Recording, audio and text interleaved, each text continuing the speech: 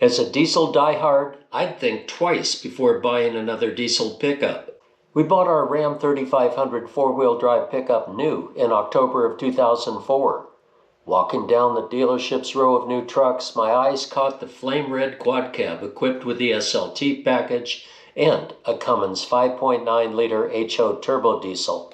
The transmission listed on the window sticker was the 48RE automatic with overdrive. At the time, Chrysler advertised the 48RE as its most robust automatic transmission ever. Having rebuilt rear-wheel drive TorqueFlite transmissions found in Chrysler cars, Dodge trucks, and Jeep 4x4s, I went along with Chrysler's claims. We drove home with that red 2005 Gen 3 Ram truck and still depend on it today at 192,000 miles. Better fuel mileage is a core promise with diesel engines. Like any diesel truck buyer, I monitored fuel efficiency from day one. In stock form, the truck's best fuel mileage was on a carefully staged 1,000-mile round trip to Portland, Oregon and back home to northern Nevada. I averaged 25 miles per gallon by keeping the Cummins engine between 1,500 and 1,700 RPM for nearly the entire trip. Pretty impressive mileage for a 4-ton four-wheel drive truck. Then I made modifications that many owners want or find important. I added a 4-inch suspension lift kit, a 75-gallon transfer flow auxiliary fuel tank, an ARE bed cap, and a big worn winch bumper with a heavy-duty winch. I installed a set of 456 axle gear sets to offset the effect of oversized 37-inch diameter tires and covered this all in videos for the channel. Tossing on a few more accessories and filling the auxiliary fuel tank, the truck's curb weight crept to 800 pounds over stock. Today, the highway mileage without a trailer is 20 to 21 miles per gallon, if, and only if, I hold the top speed to 69 miles per hour on a flat cruise. This still beats most gasoline-powered trucks with the exception of the latest models with 8 and 10-speed automatic transmissions. If you're considering a diesel pickup, towing is likely part of your plans. So fuel mileage while towing is important. Pulling our 8,400-pound Holiday Rambler RV trailer drops fuel mileage to 11 to 14 miles to the gallon depending on road speed, grades, and wind conditions. Before modifying the truck and adding weight, I achieved 17 miles per gallon towing our 3,700-pound Jeep Cherokee on an 1,800-pound open-deck car hauler trailer at interstate posted speeds. Speed is always a factor for diesel fuel efficiency. When fuel mileage is the goal, the Ram 3500's lacking aerodynamics with a chassis lift and broad winch bumper keep me at a 65-mile-an-hour peak while towing. Every mile per hour above that speed lowers the fuel efficiency steadily, and slower is always better. When towing to California, the 55-mile-an-hour speed limit improves fuel efficiency dramatically. So what is our attraction to diesel power in the first place? I'll share my story and what motivated my interest in diesels. Although my appreciation for light truck diesel power was obvious during the 7 years that I wrote for the Turbo Diesel Register, exposure to workhorse engines began much earlier, first with post-war inline 6-cylinder gasoline engines. These undersquare engines had a smaller bore diameter than the crankshaft stroke length. In my first job as a journey-level automotive mechanic, I maintained a 22-vehicle fleet of light and medium-duty surplus trucks. These bare-bone rigs were 1949 to 1960 domestic pickups, flatbed stake trucks, IH Metro vans, and a medium-duty dump truck. Overhead valve inline 6-cylinder engines were shared between cars and light-duty pickup trucks of the post-war and 50s era. Truck-designed engines were the 1949 GMC 350 series flatbed with a legendary 270 Jimmy inline 6. And the beast of the bunch, a massive IH Red Diamond 406 cubic inch inline 6 with a 4 3/8 inch bore and long 5.5 inch stroke. The undersquare RD406 engine powered a 1950 L Series IH dump truck. I enjoyed servicing and operating the dump truck with its air brakes, 2-speed rear axle, and a non-synchromesh Clark 5-speed transmission that required double clutching. The GM and IH light-duty utility 6s were also under square. The Ford 223 6 was near square. a close match between the bore and stroke dimensions. These engines produce maximum torque at a relatively low RPM. This gave them a quicker torque rise, which is optimal for lugging and pulling power. Saving fuel has always been a concern with commercial vehicles, and I came to appreciate under-square workhorse engines. Commercial over-the-road, off-highway, industrial, and marine diesel engines usually have a near-square or under-square bore and stroke. By contrast, high-performance muscle car gasoline V8s are over-square with a bigger bore diameter than the stroke length. This increases the RPM ceiling in these engines. My first-hand exposure to diesel power came as a heavy equipment operator.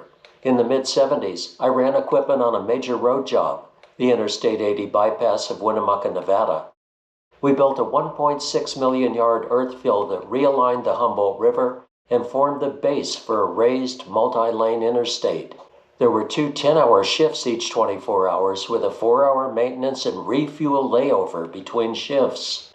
Primary equipment for the 6 days a week shifts was Caterpillar diesel power.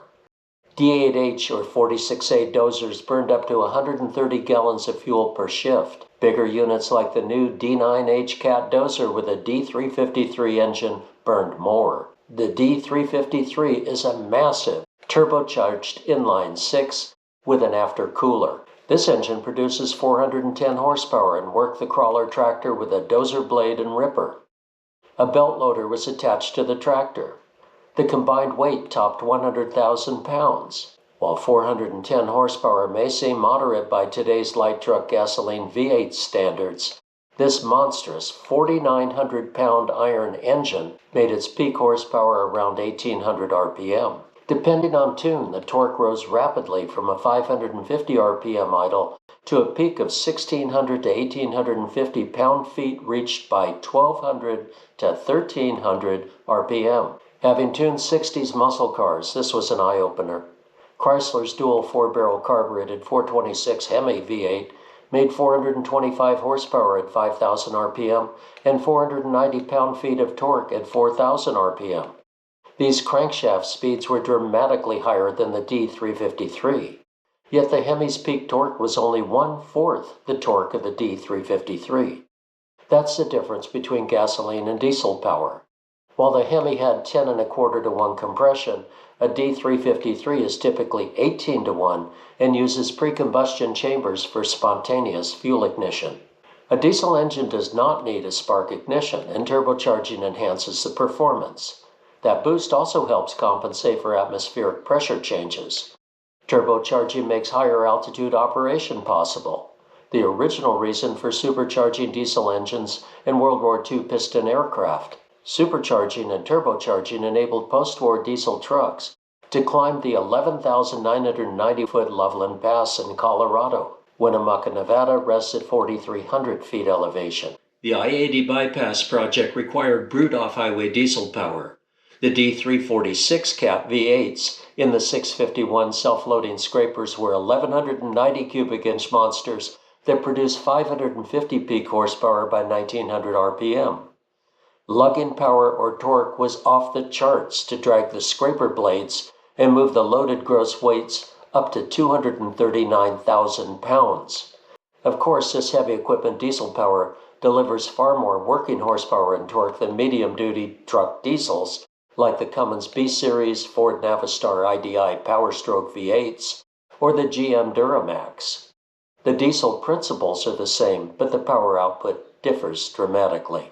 In the last decade, we've seen domestic light truck diesels competing for maximum torque and horsepower figures, turning up the wick on the latent power inherently found in these diesel engines. This appeals to RV and horse trailer pullers who want bragging rights. Light and medium-duty commercial users appreciate the power boost too. Dodge put a rugged medium-duty 6BT 12-valve Cummins 5.9-liter engine in a 1989 Ram pickup truck to provide better pulling power for utility truck buyers. At the time, Chrysler's gasoline V8s were just entering the throttle body electronic fuel injection era after limping along with smog-equipped carbureted engines. A diesel inline 6, even with a modest 160 horsepower and 400 pound-feet of torque, was a dramatic improvement. The package delivered exceptional fuel efficiency at a time when fuel costs weighed heavily on light truck fleet operators, ranchers, farmers, and commercial users. I tested a Cummins-powered Ram pickup for Off-Road magazine in the summer of 1988 and wrote glowingly about the exceptional utility this new engine offered. Dodge Ram sales lagged substantially behind Ford and GM trucks, and Chrysler's partnership with Cummins provided an overdue marketing tool. At the time, GM had reasonable support for its naturally aspirated 6.2-liter diesel V8, an upgrade from the ill-fated 350 Oldsmobile-based earlier design. In 1992, a more robust 6.5-liter Detroit diesel V8 replaced the 6.2-liter. Both engines were used in the military Humvee. When GM boosted the 6.5-liter power with a turbocharger, diesel light truck sales increased. A late 90s GM partnership with Isuzu led to the 2001 introduction of the widely acclaimed Duramax 6.6-liter turbocharged diesel. From 1983 forward, Ford had good success with a naturally aspirated, reliable IH Navistar 6.9-liter and 1993 up turbocharged 7.3-liter Navistar Power Stroke V8s. The Navistar 7.3-liter V8 with a turbocharger is now sought after by buyers seeking a dependable, used Ford diesel truck. The last Navistar 7.3-liter Ford Power Stroke V8 was built in 2003. Phased out due to emissions requirements, the engine was replaced with the ill-fated Navistar 6-liter Power Stroke V8. The turbocharged Ram-Cummins 5.9-liter inline-6 diesel was popular from the start, giving Chrysler substantial leverage in the diesel light truck market. Cummins provided a proven inline-6 that had a track record in agricultural equipment, medium-duty trucks, and fleet vehicles like larger UPS vans. The 12-valve BT6 with a mechanical fuel injection system evolved into a 24-valve 5.9-liter ISB engine with electronically actuated rail fuel injection. The pinnacle for 5.9-liter engines in stock form is a 2004.5 to 2007 HO engine, like we're fortunate to have in our Gen 3 Ram pickup. In stock form, it rates 325 horsepower at 2,900 RPM. and 610 pound-feet of torque at 1,600 RPM. The CP3 injection pump and whole-set HE351CW turbocharger in the 2005 Cummins 5.9-liter inline-6 engine are optimal for both performance and reliability. Bosch electronically controlled common rail fuel injection delivers superior fuel efficiency. This is strong, medium-duty diesel truck power on tap in Ram 2500 and 3500 series pickup trucks. Later trucks to 5500 series have used the 6.7-liter ISB Cummins, derived from the 5.9-liter ISB inline-6 found in my 05 Ram. Both of these engines deliver better fuel efficiency than comparable gasoline V8s. The 2007.5 up 6.7-liter inline-6 boosted torque considerably. Diesel emission controls were mild in the Ram Gen 3 models. Today, Gen 3 Ram-Cummins 5.9-liter trucks are sought after for their minimal factory emissions equipment, and a reliable ECM monitors the injectors, turbocharger, and fuel supply. My 2005 Ram 3500 exhaust and engine emissions package is completely stock and has nothing more than a passive, inconspicuous catalytic converter in the downstream exhaust system. On the other hand, while the 2007.5 and up 6.7-liter Ram trucks deliver increasingly higher power output, these later Cummins engines have a virtual emissions control factory beneath the hood and under the cab and pickup bed. Beginning with the 6.7-liter ISB Cummins diesel, that equipment includes a diesel particulate filter or DPF regeneration system, plus an engine exhaust gas recirculation system with a cooler. The regeneration system, the EGR valve, and the cooler have each been troublesome. When defective, these devices can lead to major engine damage. In 2013, DEF fluid additive came online, an additional cost for operators, and a delay when fueling. Add to all this a poorly designed grid heater on 2007.5 to 2024 6.7-liter Cummins engines. An otherwise bulletproof iron Cummins engine can have a catastrophic failure if the grid heater's cable stud breaks off and gets sucked into the engine. Banks and others make induction system upgrades and grid heaters that reduce this risk. If you're buying a used 2007.5 to 2024 model Ram 6.7-liter truck, factor in the cost of this modification when negotiating a price. Get rid of the factory grid heater as soon as possible. The clock is ticking on this device. My Gen 3 truck with a 5.9-liter engine and stock exhaust system has none of the expensive, trouble-prone equipment. Buying our vehicles used, I see a 2007.5 up 6.7-liter Ram truck, if it's past its emission warranty, as a potential money pit. A red flag is a later dehorned truck that has the emission controls stripped off or modified. If you live in an area with mandatory smog inspection, it could cost a small fortune to restore the emission controls when the original devices have been scrapped. I'll stick with a stock HO 5.9-liter engine and a Hypertech Max Energy software tune that I added 100,000 miles ago. This bumped horsepower to 350 with a moderate bump in torque at a higher RPM. For me, that's plenty, compensating for the 37-inch diameter oversized tires with 456 gears. I took the load off both the 5.9-liter engine and the 48RE automatic transmission. The 48RE, with a few in-chassis upgrades, sensible driving and careful shifting, has held up well.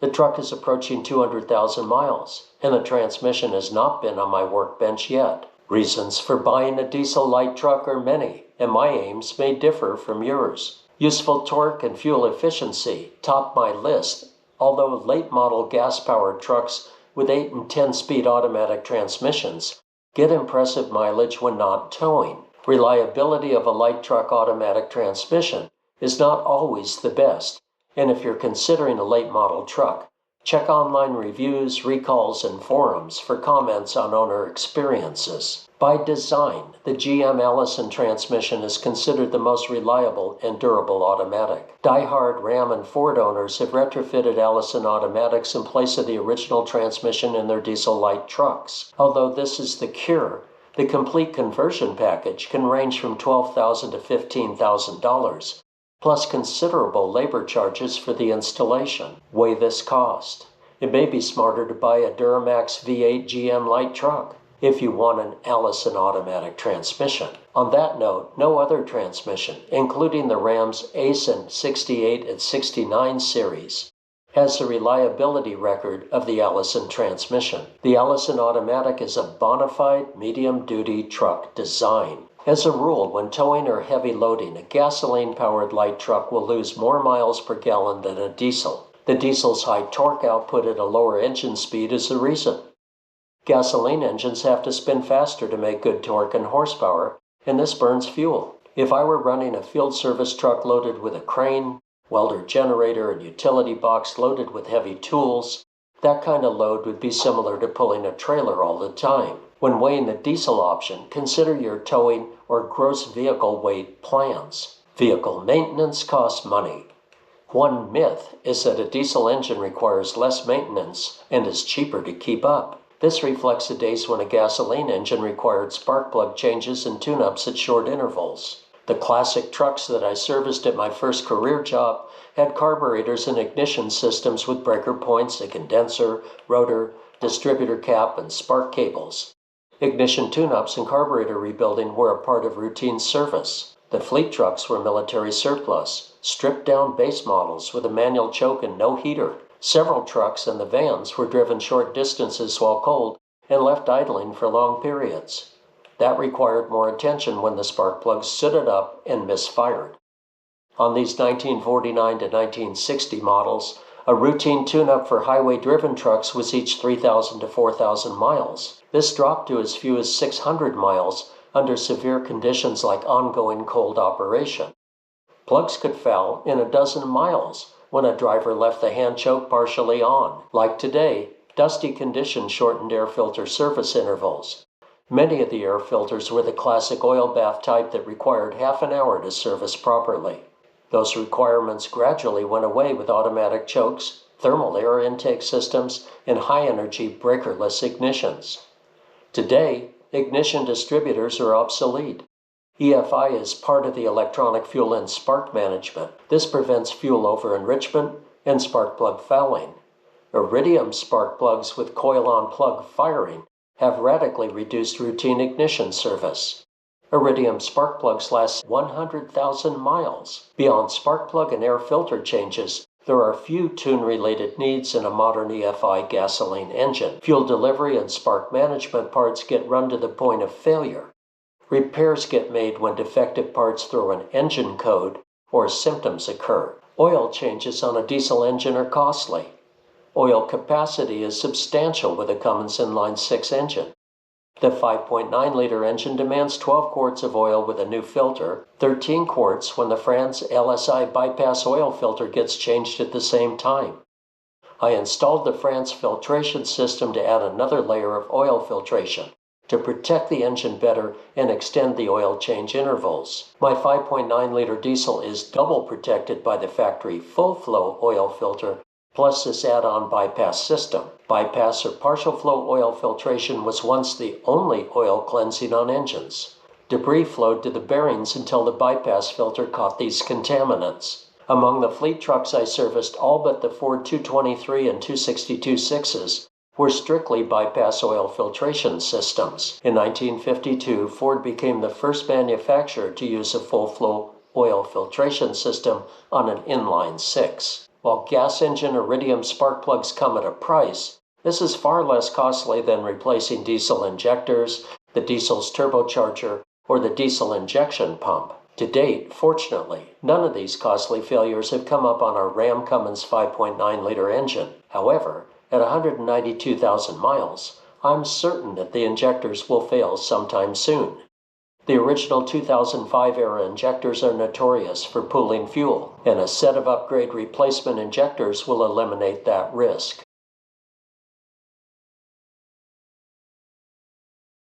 Add to this the installation labor charge if you sublet the work to a shop. In my case, I will do the work myself. When that time comes, I'll demonstrate the factory steps for changing the injectors. The cost of an injector set will buy up to 200 iridium spark plugs for a gasoline engine. The advantages of a diesel engine narrow down to better fuel mileage and, at least for some diesel engine designs, an engine with a long lifespan. Among the light-duty truck diesels, there have been engines that see 500,000 miles or more, and others that either failed during their warranty period or had major issues in less than 100,000 miles. I'm fortunate to have a proven Cummins B-Series ISB engine with an iron block and cylinder head casting and a massive 7-main bearing forged crankshaft. An inline-6 is inherently near-perfect balance for first and second degree harmonics. This makes the 5.9-liter and 6.7-liter ISB design both smoother and extremely reliable. All internal moving parts have been proven in a wide range of industrial, commercial, marine, and agricultural applications. Cummins B-Series engines have not been flawless, however. Brazilian casting number 53 blocks fitted in 1998.5 to 2002 Ram 5.9-liter diesel trucks have a thin area in the block casting known to crack. There has been some success repairing these castings in the chassis. Otherwise, a replacement block is required. Another concern is the 1989 to 2002 Ram 5.9-liter engines that have the killer dowel pin, or KDP, at the timing cover. The pin can come loose in service and cause catastrophic internal engine damage. Installing an inexpensive aftermarket repair kit could keep this hard steel pin in the block. Installation labor involves removing the timing cover casting, which racks up the labor charges. For later engines, beginning with the 6.7-liter introduction in 2007.5, the shortfalls are the engine's grid heater and the emissions-related parts failures. When considering a used 2007.5 to 2024 Ram-Cummins model, replacing the grid heater is a must. Owners strip off the emissions equipment when they don't have to get a smog inspection.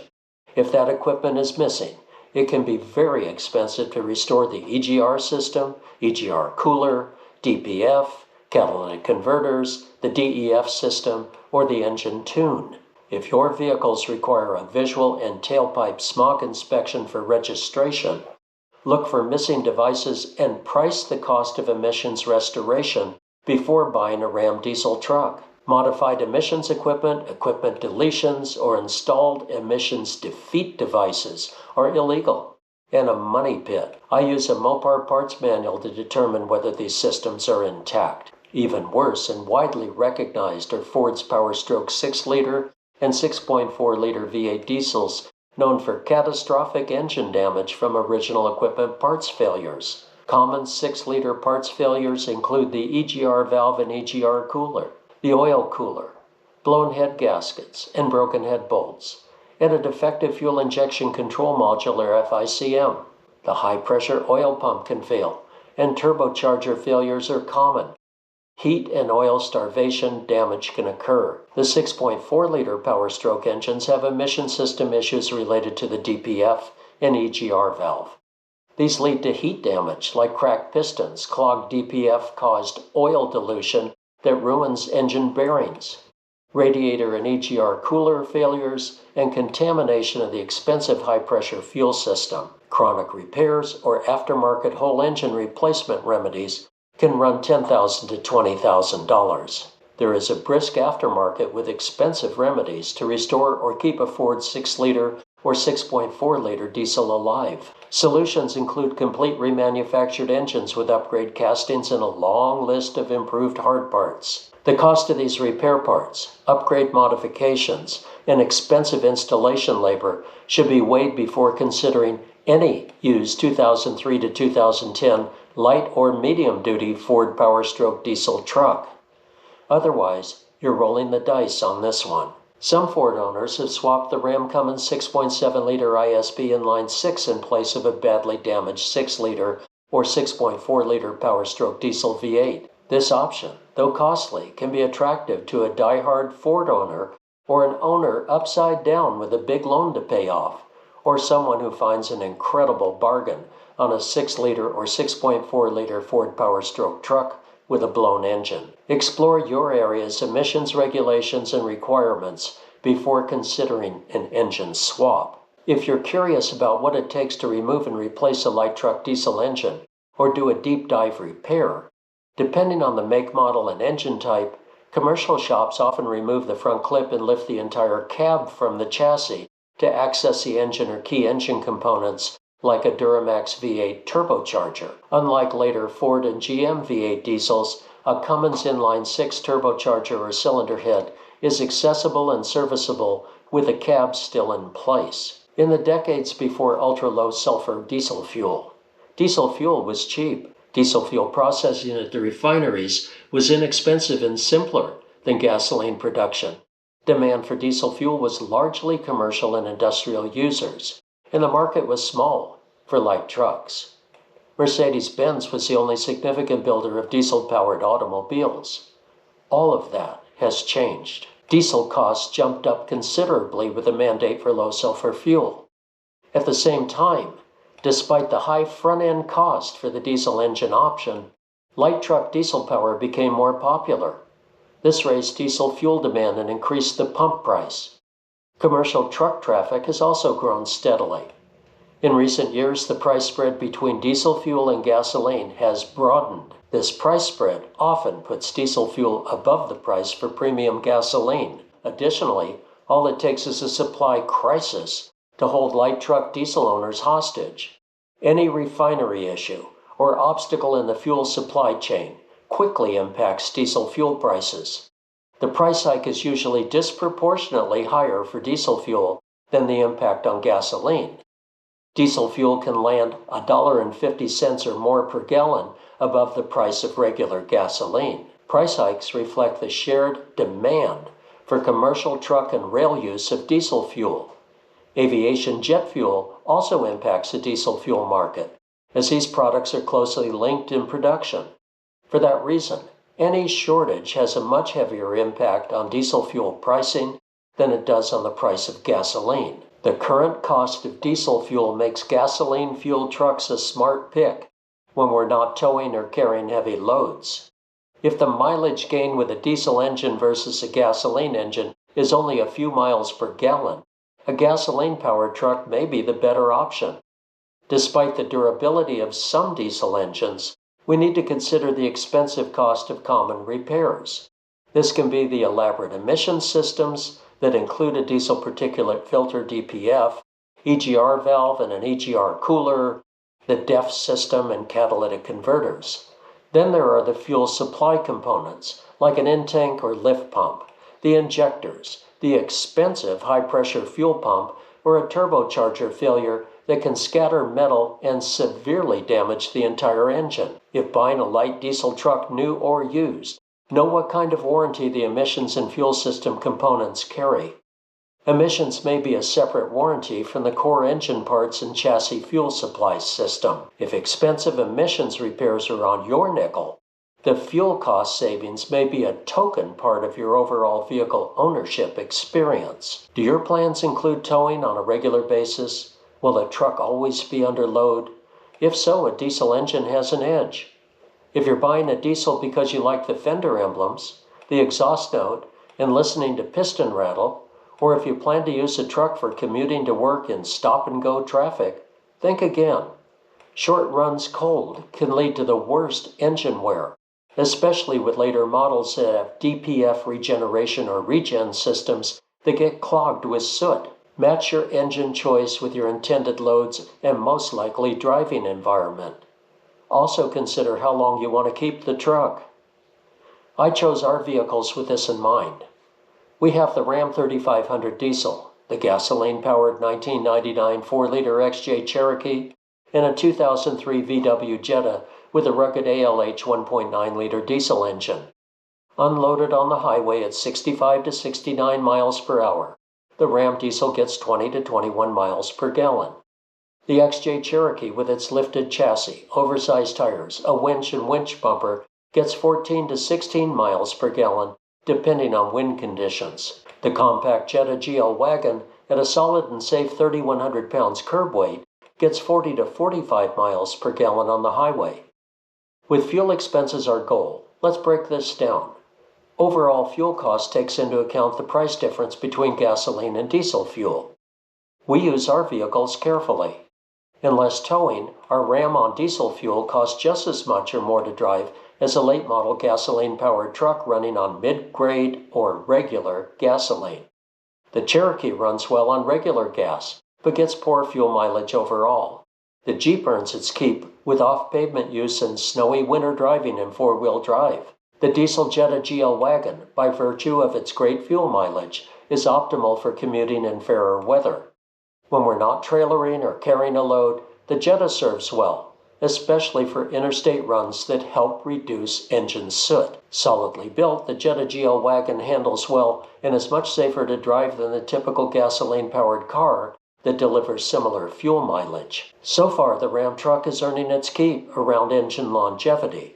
At 192,000 miles, it pulls strongly, has normal compression, gets great scores on oil test reports, and does not burn oil. With my preventive maintenance schedule, including valve clearance checks and adjustments, I expect the 5.9-liter Cummins block assembly and cylinder head to reach 500,000 miles without a glitch. Yes, the fuel injectors will need rebuilding or replacing, and the Halset turbo or Bosch CP3 pump could also wear out. I can do this service work in the engine bay without removing the Ram's front clip or cab. Given how I drive the truck and my maintenance routine, the prospect of the engine lasting beyond 500,000 miles is not far-fetched. Water pumps, on the other hand, are a perishable on these Cummins engines.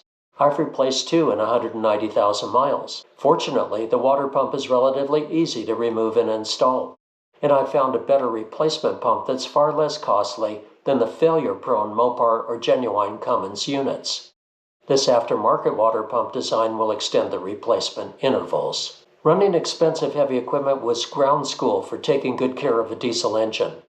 In 1975, a replacement crankshaft assembly and bearing kit for a Cat 6-cylinder engine was $4,000. At the very least, the 5.9-liter Cummins ISP engine will outlast a gasoline V8 by a considerable margin. And that's a good thing, since the premium front-end cost of the diesel option should buy us an engine that will go that distance. Unfortunately, many light truck diesel engines do not fulfill that promise. My top 3 reasons for buying a diesel-powered pickup begin with better fuel economy when towing or carrying heavy loads. Next is the need for an engine with enough low-speed torque to handle heavy loads without straining. Lastly, I expect a long-lasting engine. Unless we're driving a lot with a heavy load or constantly toting a hefty trailer, the lower cost of gasoline makes a gas V8 pickup the smarter value. Toting a 7,500-pound conventional RV travel trailer twice a year on camping trips can easily be done with a modern gasoline-powered truck. Your specific use of a truck will tilt the scale one way or the other. How long you plan to keep the truck is a consideration. The wild card is a periodic diesel fuel crisis that spikes fuel costs and holds diesel truck owners hostage. Weigh your needs and get out your calculator. With the cost of today's vehicles and fuel, we need to make the right choice.